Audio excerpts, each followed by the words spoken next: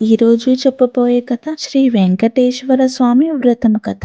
ఈ వ్రతం భక్తితో చేసిన వారికి స్వామి అనురాగం తప్పకుండా లభిస్తుందని నమ్మకం. ఓం నమో శ్రీ వెంకటేశ్వర. ఒక గ్రామంలో లక్ష్మి అనే ఒక సాధారణ అమ్మాయి ఉండేది. ఆమె చాలా భక్తురాలు. ప్రతిరోజు ఉదయం లేచి స్నానం చేసి దీపం వెలిగించి స్వామిని పూజ చేసేది. కానీ ఆమె జీవితంలో చాలా కష్టాలు ఉన్నాయి. ఇంట్లో డబ్బు సమస్య, ఆరోగ్యం సమస్య, మనసుకి బాధ, ఇవన్నీ కలిసి ఆమె చాలా కష్టపడుతుంది. ఒక రోజు ఆమె ఇంట్లో ఒక వృద్ధ బ్రాహ్మణు వచ్చాడు. ఆయన చాలా శాంతిగా కూర్చుని ఆయనకి నీరు, తిండి ఇచ్చి మరియు మర్యాద చేసింది. అప్పుడు ఆ వృద్ధి చెప్పాడు, అమ్మా, నీకు కష్టాలు తగ్గాలంటే స్వామి వ్రతం చేయాలి అని. నువ్వు ఒక రోజు ఉపవాసం చేసి మనసులో నిశ్చలంగా భక్తితో స్వామిని ప్రార్థించాలి. వ్రతం రోజు దీపం వెలిగించి పళ్ళు, పూలు, ప్రసాదం పెట్టి కథ విని తర్వాత అన్నదానం చేయాలి అని. లక్ష్మి ఆ మాటలు నమ్మి వ్రతం చేయడానికి సిద్ధమైంది. ఆమె శుక్రవారం రోజు వ్రతం చేసింది.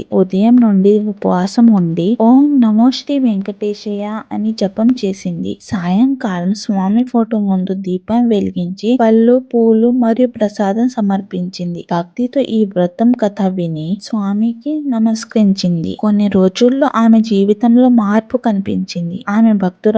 ఆమె భర్తకు మంచి పని దొరికింది. ఇంట్లో సంతోషం పెరిగింది. ఆరోగ్యం కూడా కుదురుపడింది. ఆమె అర్థం చేసుకుంది, ఇది శ్రీ వెంకటేశ్వర స్వామి కృప అని. 9 రోజుల తర్వాత ఒకసారి ఆమె పనిలో ఉండి వ్రతం చేయటం మర్చిపోయింది. మళ్ళీ కొంచెం సమస్యలు, కష్టాలు వచ్చాయి. అప్పుడు అర్థం చేసుకుంది, ఈ వ్రతం మొదలు పెడితే పూర్తి చేయాలని. మళ్ళీ పూర్తి శ్రద్ధతో వ్రతం మొదలు పెట్టింది. ఈ వ్రతంలో ముఖ్యమైన విషయం ఏంటి అంటే మంచి మనసు, నిశ్చలమైన భక్తి మరియు నమ్మకం. స్వామి మన హృదయంలో ఉన్న భక్తిని చూస్తాడు, మన సంపాదన కాదు. అందుకనే ఈ స్వామి వ్రతంని ఎవరైనా శ్రద్ధ భక్తితో చేసినా వారికి ఐశ్వర్యం, ఆరోగ్యం, సంతోషం లభిస్తుంది అని నమ్మకం. కుటుంబంలో శాంతి ఉంటుంది, మనసులో ధైర్యం పెరుగుతుంది అని నమ్మకం. గోవింద గోవింద.